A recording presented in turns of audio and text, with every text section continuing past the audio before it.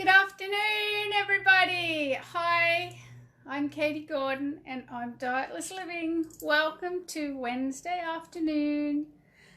Oh, let me take those off so we don't get the reflection. It's been a really good day. How was your day today? I'm hoping that everybody's had a very good day. I'm just going to pop you down there while I get ready. Hey! Well, it's really good to see you again, second time today. It's been a very good day for me. I hope it has been for you as well. And I'm wondering where you are at this time in the afternoon, 5 o'clock. If you're watching, put your hand up and just tell me where you are and what you're doing. Are you commuting? Hello, how you going? Very nice to see you on this afternoon. Well, we're continuing our conversation that we had at lunchtime, which was around what's happening at the moment for everybody. We're all in a state of flux because, well, we don't know what's happening. We're not in charge of everything that's going on in the world at the moment, and we would like to feel a little more in control.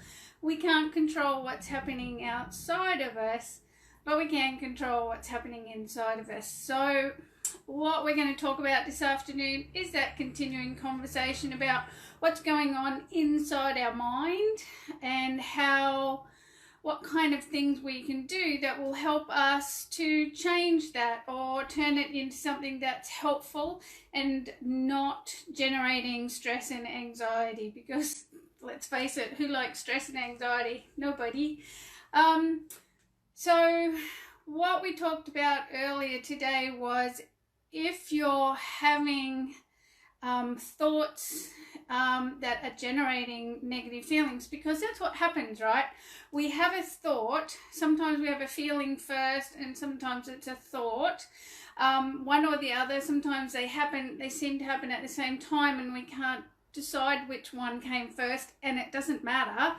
At the end of the day, what it is you have a feeling or you have a thought, and it's either one that makes you happy and then you have more thoughts and feelings around that. But at this particular time, they're more likely to be feelings or thoughts that aren't making you happy. So you have a thought, then you have a feeling, and then you go, oh, I don't like that feeling. And then you have a thought about that feeling, and then you have more of a feeling about that thought because that thought's starting to get panicky, or it's just starting to wobble like a wobbly wheel on a bike. When you go into a wheel wobble, it's kind of like that. So you have a thought, then you have a feeling, and then you have a thought about the feeling, and then a feeling about the thought, and it starts to compound itself, and it can escalate right up to being a panic attack, or it can just be mild anxiety, or it can just be worry, or it can just be kind of a background, where you get that feeling where you just sort of start to feel a little bit in the tummy. So thoughts and feelings, as they compound each other, end up creating tension in our body. When we have a lot of tension in our body, then something minor might happen outside of us, and because we're already really tense, we react to that. Or it drives a behavior. So it might drive a behavior that causes you to eat something, or it might drive a behavior that causes you to have an alcoholic beverage or a fizzy drink of some kind, or maybe just another cup of tea. I used to be the 50 cup of tea day girl. Or it causes you to maybe gamble, or any one of a number of things that we do to alleviate tension in our body. So thoughts, feelings compounding each other. Have a thought, have another feeling, feelings about the thought, thoughts about the feeling. Something happens, we're building tension. We either overreact to something, or we just need to release that tension. We do, and we have a behavior. And a behavior always leads to an outcome, either a short-term outcome or a long-term outcome. So if it's food and drink, over time, the long-term outcome is a weight problem. If it's released through spending money, long-term outcome is no finances. So at this particular time where panic is capable, not always, but capable, because it's a prolonged process where we're being asked to self-isolate, which is a terrible term, and socially distant, which is a terrible term. So we're being asked to do these things, and we don't know how long it's for. People have lost jobs already. It's only been a couple of weeks. Businesses are closing down, restaurants, clubs, bars. We're feeling very lack of in control. So these thoughts and feelings are going on, and behaviors are going to start to happen. So what we talked about at lunchtime today was having get ourselves grounded again, to bring our body and mind back into the same place. And the one that we talked about earlier was naming things. It's a cognitive behavioral therapy technique, and basically you can just start to name everything that's around you. So I'm in my office and I'd go light, camera, phone, battery pack, table, ornament, view.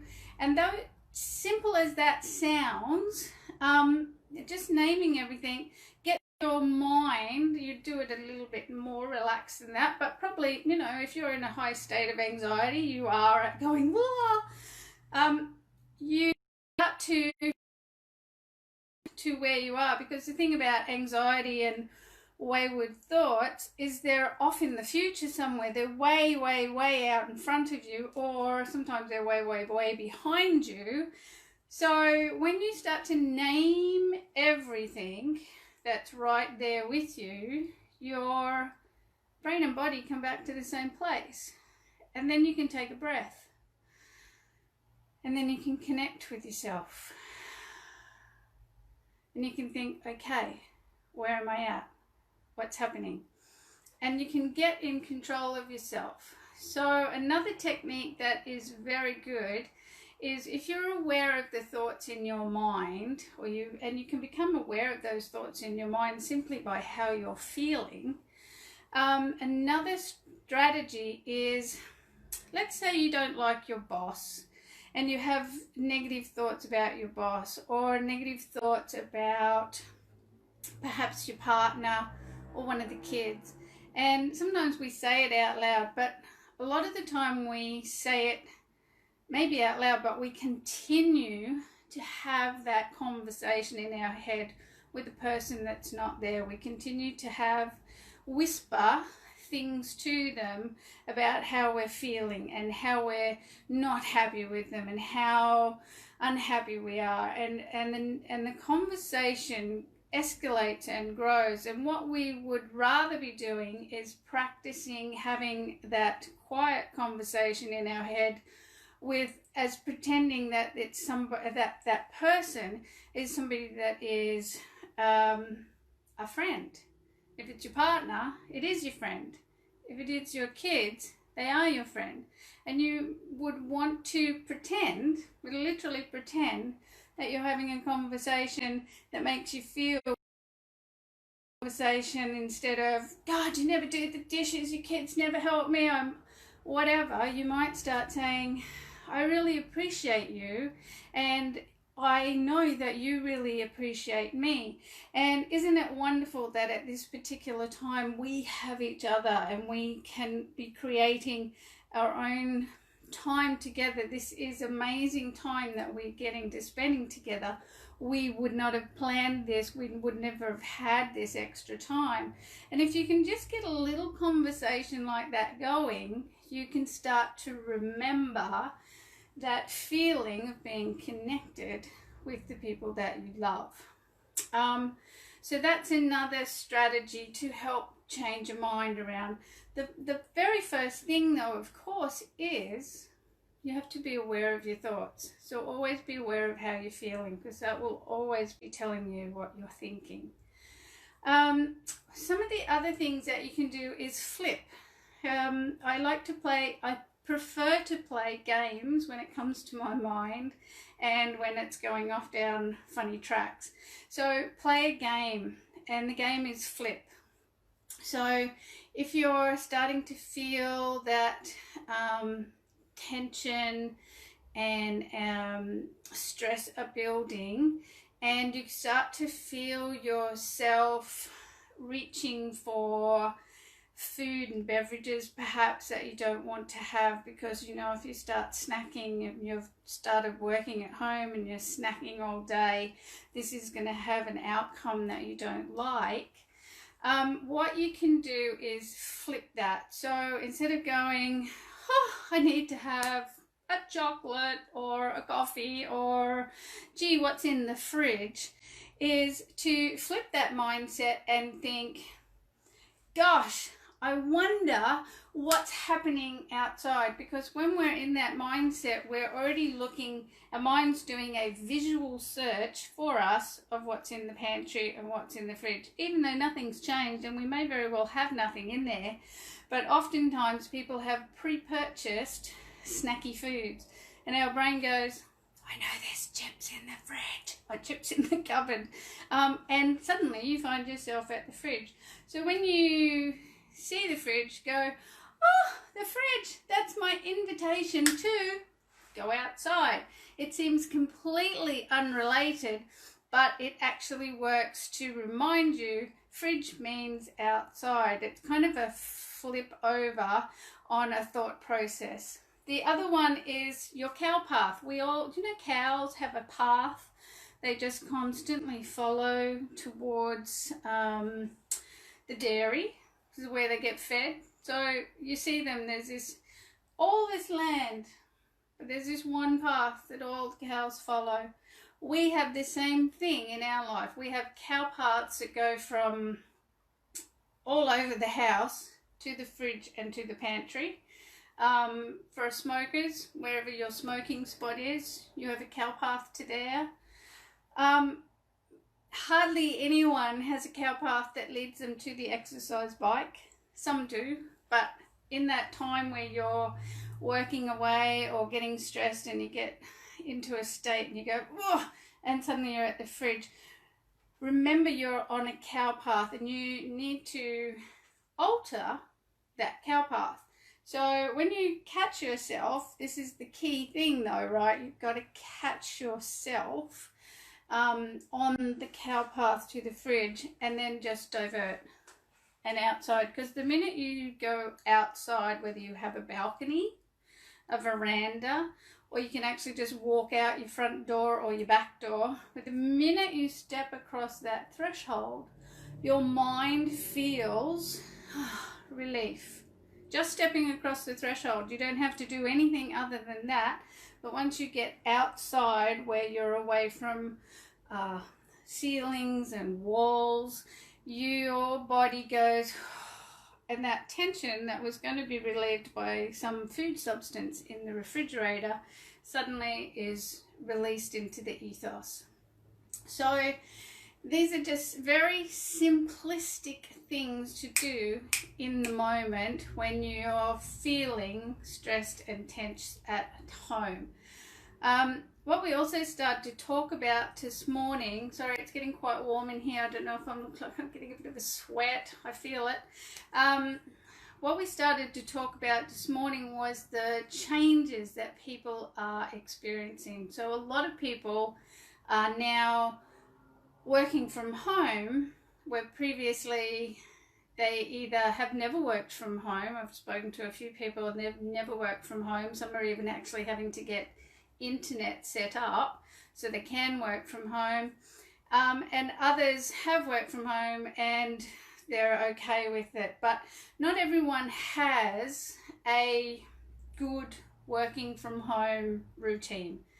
Actually, working from home is a bit of an art, because it takes discipline and diligence to do the same at home as you do at work. At work, you go in, you sit down, you set up at your workstation and you work. And you go for lunch when you go for lunch, and you go for morning tea when you go for morning tea. But when you're at home, it's very likely that I know I used to do it, still have to be careful. I'll just put that load of washing on. I'm stuck on something. I can't think about what it is I need to write or this little problem. I'll get up and do those dishes while I think about it. And what happens is the day evaporates and you've really spent quite a lot of time doing other things that aren't work related.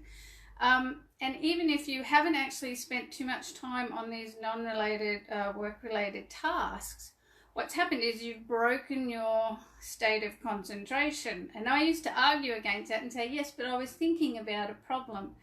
But the reality is, if I had have stayed at my desk and continued to work and just stop work and think about the problem, I would have solved the problem quicker, I would have solved the problem better, and I would not have lost any time, because every time you do something else, open an email, look at Facebook, get up, go to the toilet, every time you do that, the amount of time it takes you to come back, resettle, either if you've left your desk, resettle, or if you've just been looking at other things on your computer, to come back to your task, it actually, over the day, the productivity loss is something like an hour and a half or something, just in that break state, because your mind has to come back to what you were working on. So working from home is a little tricky if you're not used to it, especially if you've got a household full of kids who are now home from school. Perhaps it's your flatmate that's home. You're all working from home at this time. You've never had to do that before. You've got somebody watching TV.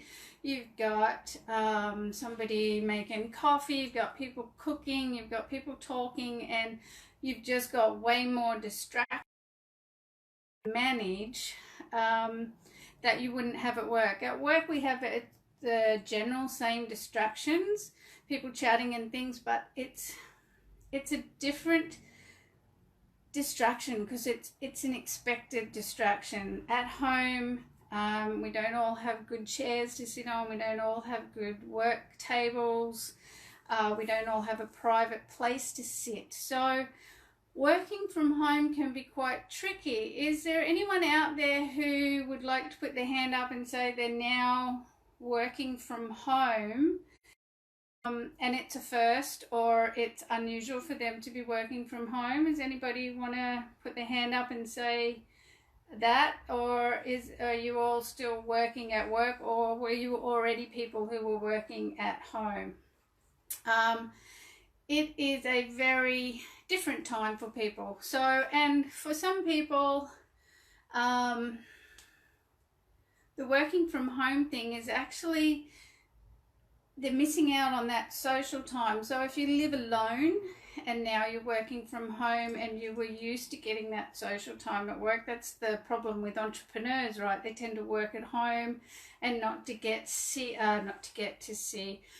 see a lot of people, especially if they're not a family person. So, such as myself, right? I work from home. I'm here an enormous amount of time on my own, which I find quite pleasant, but it is nice to have social time. And so if you're a person who's now just suddenly found yourself working from home, and it's new for you, and going to work was actually a big part of your social interaction and feel good time, and for a lot of people it really is. Going to work is the thing that they may not love work, but they really like going to a busy place where there's things to do and people to chat with. So that can be a really big adjustment for some people. And given that we're now talking about using really peculiar terms that we would never ever use, social,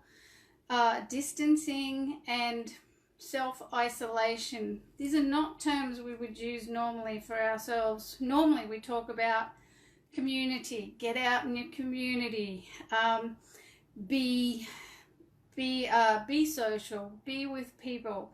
And this thing of social distancing and self-isolation is not going to be helpful for those kinds of people that have now had to leave the workplace, work from home. They miss that social interaction with the people at work. And if they don't have a lot of people in their home place, then they are going to be susceptible to wayward thoughts, to put it mildly. And they're the people that we need to, if that's you, we need to be talking to you so that you have social interaction, because I'm concerned that people are going to confuse, not on purpose, but confuse social distancing and self-isolation with social isolation. We must remember to stay socially connected with everybody. We must remember to stay emotionally and mentally, socially available to everyone who is in our network of life and beyond. Because even though you're probably still chatting with your friends on Facebook, Facebook is not chatting or connecting. That's posting something and making some comments. That's really not connecting unless you've sent somebody a message specifically and said, hi, how are you? What's happening? Can I help you? Do you want to have a virtual coffee later? Let's get online and have a chat together. That's connecting. But just making a post on Facebook or LinkedIn or Instagram or whatever and getting some likes and maybe a comment here and there, this is not connecting. That's not community. And it is very important at this particular time for us to remember to stay connected to ourselves, so that we're aware of those thoughts and those feelings, and connected to our friends, family, community. There's a lot of people out there at the moment who need you, who need your smiling face, and who need your witty repertoire, because I'm sure that you all have some witty repertoire in you. We all do. And that smile that you give to people. If you go out for walks, how about you see how many smiles you can collect? You know, I grew up in the country, and if you were out for a walk or you saw somebody, you smiled and you waved. And then when I moved to the city, which was just down on the Gold Coast, you know, nearer to the beach instead of the bush, when I moved to there, and I'd go for a walk along the beach and I'd be, hi, hi, hi, hi, and everyone would go, who's the weirdo? But that's what country people do. We say hi to everyone because we know it's socially isolating living in the bush. You generally got large distances between each house, and so you get to be really friendly if you see someone. So when you go out for a walk, wherever you're watching from, see how many smiles that you can collect, and see how many hellos, good afternoons or good mornings that you can collect. And it's a nice little game to play with yourself, is to go home and go, I got 10 smiles today.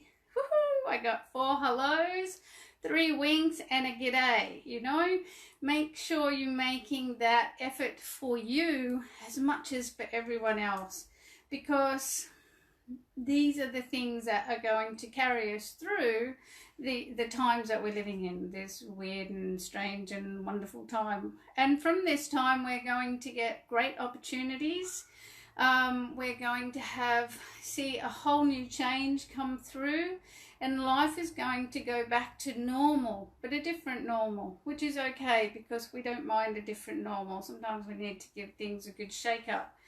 And just to sort of finish up on the change of living at home, or the big changes that have happened because of this, it's actually often a really good time to implement your own changes. So sometimes when we break that routine, that going to work routine, that constant set of steps that we do every day, is a really good time to implement, I'm going to go for a walk every morning. I'm going to go to, well, we're not going to the gym anymore, but maybe we're going to do weights, or turn on YouTube, an amazing resource for exercise videos. Because there's a lot of people, they move house, and when they move house, they often change their habit. Oh, I've moved house, now I'm going for a walk, and I've started eating well. It was that ignition of the big change that opens the door for a lot of other changes. That's what New Year's Eve, New Year's resolution's about, isn't it? It's a new year, it's a new slate, and I'm going to do something new. So these changes are being brought upon us without our wishes. That's life, isn't it? That's what happens. We have that happen all the time. It just seems like a big lot at the minute. But you can actually use this to propel yourself forward and create your own change amongst the change, because you won't notice. Usually people go, oh, I don't want to change, it's too hard. There's change happening. Get in there and add some more to it. You won't notice, because that'll be one you're doing on purpose rather than one that's being thrust upon you. That feels like control and more powerful for you, because that's what we want. We want change to happen, but we want it to be on our terms. So let's just kind of recap the 55 things I've gone over. How to change your thoughts. Play that game of naming it. Play the game of flipping it. If it's an unhappy thought, flip it over to a happy thought. If you're heading into the kitchen, flip it for a thought about outside. Change that cow path that you might be on that takes you to the pantry to take you outside. Outside is the best place to go, even when they're saying stay indoors or stay away from people. We must have outside time. What else did we talk about? Homework habits. Setting up and working from home is an art, and I didn't tell you the tip, but the tip is really to keep that same work schedule that you have if you were going to work. Get up at the same time, wear the same clothes, have your breaks at the same time. Do your very best to implement that same schedule at home. That will keep your mind calm, because our brain likes change, but it doesn't like change when there's so many things. Resist the urge to go, woohoo, it's like holiday time. Resist that urge and stick to routine, because when you stick to that routine of what you're normally used to, you'll find that you feel a lot calmer. You'll feel a lot more settled, because you'll be following that same, that's a cow path to continue. Some cow paths are okay. What else? Oh, getting really on. So what else did we cover? Flexibility actually is going to be the key. You need to be adaptable, but to be adaptable, you need to be flexible. And flexible in emotions, and flexible in your thoughts, flexible in your behavior, and flexible in your physical body. But I think we'll cover that on Friday, just because I'm getting way too hot in here and I'm just gonna sweat. So note to self, fan.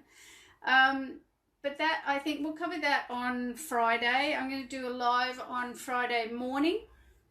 and Friday lunch, quite possibly Friday afternoon. So if you're around, I would love to talk to you. And if you've got questions, or if you've got something you'd like to find out more about, or you'd like to ask me, or questions, concerns, comments of any kind, please do leave me a message here in the comments, or please send me a personal message and I'll talk about that. So thank you very much for watching this afternoon. Have a really good Wednesday.